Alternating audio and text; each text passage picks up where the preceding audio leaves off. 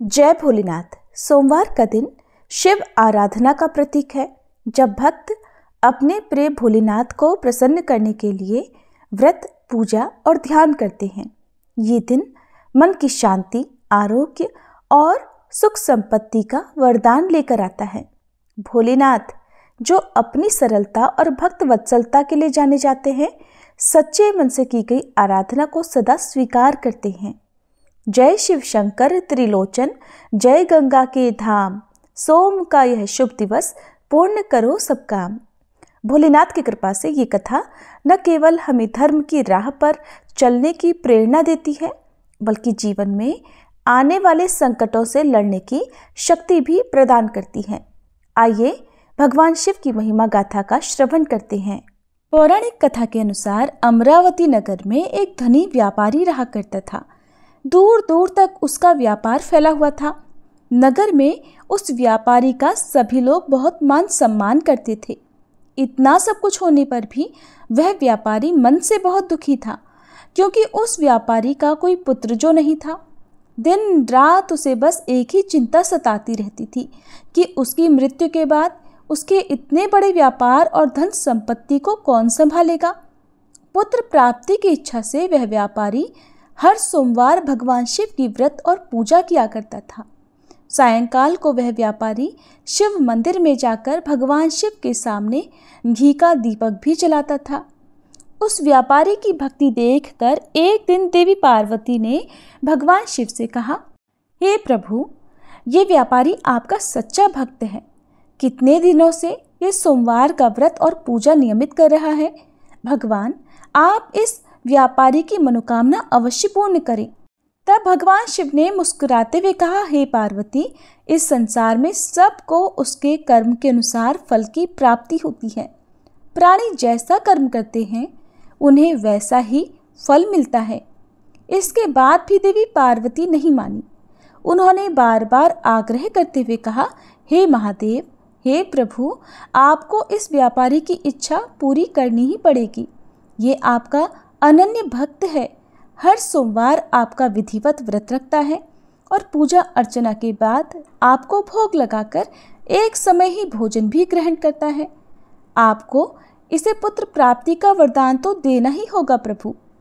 देवी पार्वती का इतना आग्रह देखकर भगवान शिव ने कहा, देवी, तुम्हारे आग्रह पर मैं इस व्यापारी को पुत्र प्राप्ति का वरदान देता हूँ, लेकिन इसका पुत्र 16 वर्ष से अधिक जीवित नहीं रहेगा।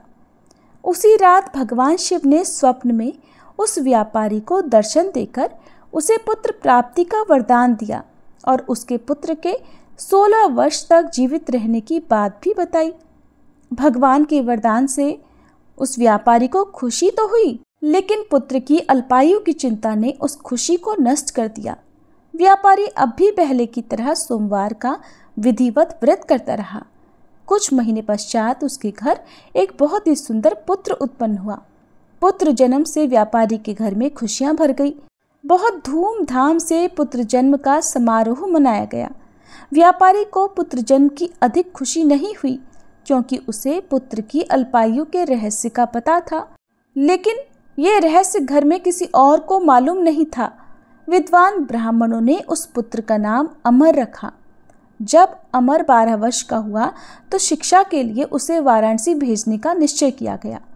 व्यापारी ने अमर के मामा दीपचंद को बुलाया और कहा कि अमर को शिक्षा प्राप्त करने के लिए वाराणसी छोड़कर आओ।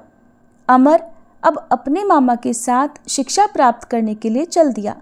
रास्ते में जहाँ भी अमर और दीपचंद रात्रि विश्राम के लिए ठहरते, वहीं यज्ञ करते और ब्राह्मणों को भोजन भी कराते थे। लंबी यात्रा के बाद अमर और दीपचंद एक नगर में पहुंचे। उस नगर के राजा की कन्या के विवाह की खुशी में पूरे नगर को सजाया गया था।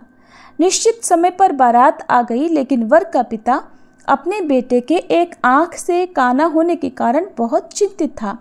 उसे इस बात का भय सता रहा था कि राजा को इस बात का पता चलने पर कहीं वह विवाह से इनकार न कर दे, इससे उसकी बदनामी होगी। वर के पिता ने अमर को देखा तो उसके मस्तिष्क में एक विचार आया। उसने सोचा, क्यों न इस लड़के को दुल्हा बनाकर राजकुमारी से विवाह करा दूं। विवाह के बाद इसको धन देकर विदा कर दूंगा और राजकुमारी को अपने नगर में ले जाऊंगा। वर के पिता ने इस संबंध में अमर और दीपचंद से बात की। दीपचंद ने धन मिलने के लालच में वर के पिता की बात स्वीकार कर ली और अमर को दूल्हे के वस्त्र पहनाकर राजकुमारी चंद्रिका से विवाह करा दिया गया। राजा ने बहुत सा धन देकर राजकुमारी को विदा किया। अमर जब लौट रहा था तो सच नहीं छिपा सका और उसने राजकुमारी के दुपट्टे पर लिख दिया, राजकुमारी चंद्रिका, तुम्हारा विवाह तो मेरे साथ हुआ था। मैं तो वाराणसी में शिक्षा प्राप्त करने जा रहा हूँ। अब तुम्हें जिस नवयुवक की पत्नी बनना पड़ेगा वह कान्हा है। जब राजकुमारी ने अपने दुपट्टे पर लिखा हुआ पढ़ा तो उसने काने लड़के के साथ जाने से इनकार कर दिया। राजा ने सब बातें जानकर राजकुमारी को महल में रख लिया। उधर अमर अपने मामा दीपचंद के साथ वाराणसी पहुंच गया। अमर ने गुरुकुल में पढ़ना प्रारंभ कर दिया। जब अमर की आयु 16 वर्ष की हुई तो उसने एक यज्ञ किया। यज्ञ की समाप्ति पर ब्राह्मणों को भोजन कराया और खूब अन्न वस्त्र दान किए।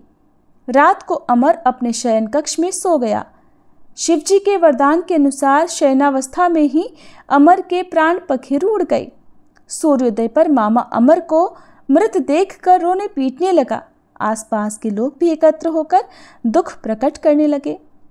मामा के रोने विलाप करने के स्वर समीप से गुजरते हुए भगवान शिव और माता पार्वती ने भी सुने। तब माता पार्वती ने भगवान से कहा, प्राणनाथ, मुझसे इसके रोने का स्वर सहन नहीं हो रहा। आप इस व्यक्ति के कष्ट को अवश्य दूर कीजिए। भगवान शिव ने देवी पार्वती के साथ अदृश्य रूप में जाकर अमर को देखा तो पार्वती जी से बोले, देवी, ये तो उसी व्यापारी का पुत्र है जिसे मैंने 16 वर्ष की आयु का वरदान दिया था। आज इसकी आयु तो पूरी हो गई।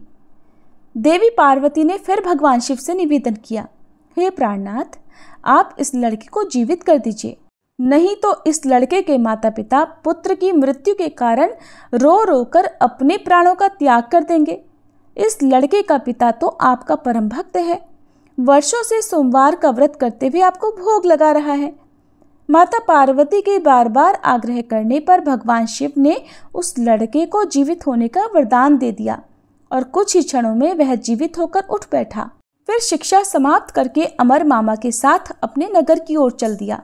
दोनों चलते हुए उसी नगर में पहुंचे जहां अमर का विवाह हुआ था। उस नगर में भी अमर ने यज्ञ का आयोजन किया। समीप से गुजरते हुए नगर के राजा ने यज्ञ का आयोजन देखा। तब राजा ने अमर को तुरंत पहचान लिया।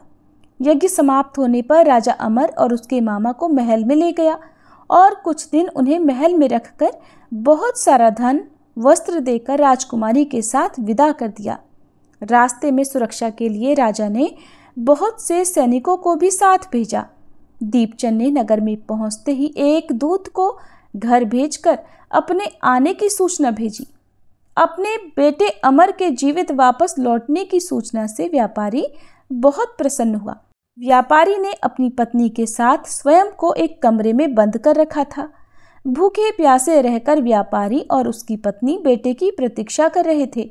उन्होंने प्रतिज्ञा कर रखी थी कि यदि उन्हें अपने बेटे की मृत्यु का समाचार मिला तो वे दोनों भी अपने प्राण त्याग देंगे। व्यापारी अपनी पत्नी और मित्रों के साथ नगर के द्वार पर पहुंच गया। अपने बेटे के विवाह का समाचार सुनकर पुत्र वधू राजकुमारी चंद्रिका को देखकर उसकी खुशी का ठिकाना नहीं रहा। उसी रात भगवान शिव ने व्यापारी के स्वप्न में आकर कहा, हे श्रेष्ठी, मैंने तेरे सोमवार के व्रत करने और व्रत कथा सुनने से प्रसन्न होकर तेरे पुत्र को लंबी आयु प्रदान की है। ये सुनकर व्यापारी बहुत प्रसन्न हुआ। सोमवार का व्रत करने से व्यापारी के घर में खुशियां लौट आई। शास्त्रों में लिखा है कि जो स्त्री पुरुष सोमवार का विधिवत व्रत करते और व्रत कथा सुनते हैं, उनकी सभी इच्छाएं महादेव की कृपा से पूरी हो जाती हैं। सोमवार व्रत कथा समाप्त। प्रिय श्रोताओं, अब आपको सुनाते हैं नवग्रहों की कथा। ज्योतिष शास्त्र में नवग्रहों को बहुत ही महत्वपूर्ण माना जाता है, क्योंकि इन्हीं ग्रहों की चाल के कारण सभी राशियों के जीवन पर सकारात्मक या नकारात्मक प्रभाव पड़ते हैं। लेकिन कथा सुनाने से पहले आपको नवग्रहों के माता पिता के बारे में भी बताते हैं कि इन सभी नवग्रहों के माता पिता कौन हैं। ज्योतिष विज्ञान में ग्रह और उनकी दशा का विशेष महत्व है। ये सभी नवग्रह किसी न किसी क्षेत्र जैसे शिक्षा, ज्ञान, धन, लाभ, हानि इनका प्रतिनिधित्व करते हैं। सबसे पहले ग्रह की बात करते हैं सूर्य। सूर्य देव के पिता का नाम कश्यप है और इनकी माता अदिति हैं। पंच देवताओं में सूर्य देव का विशेष महत्व है। इनकी 2 पत्नियां हैं जिनका नाम संध्या और छाया है। शनिदेव भगवान सूर्य के पुत्र हैं और यमराज और देवी यमुना भी इनकी संतान हैं। दूसरे ग्रह हैं चंद्र ग्रह। चंद्रदेव महर्षि अत्रि के पुत्र हैं और उनकी माता का नाम अनुसुईया है। शास्त्रों के अनुसार चंद्रदेव की 27 पत्नियां हैं जो 27 नक्षत्रों का प्रतिनिधित्व करती हैं। चंद्रदेव बुध ग्रह के पिता हैं। तीसरे ग्रह है मंगल ग्रह।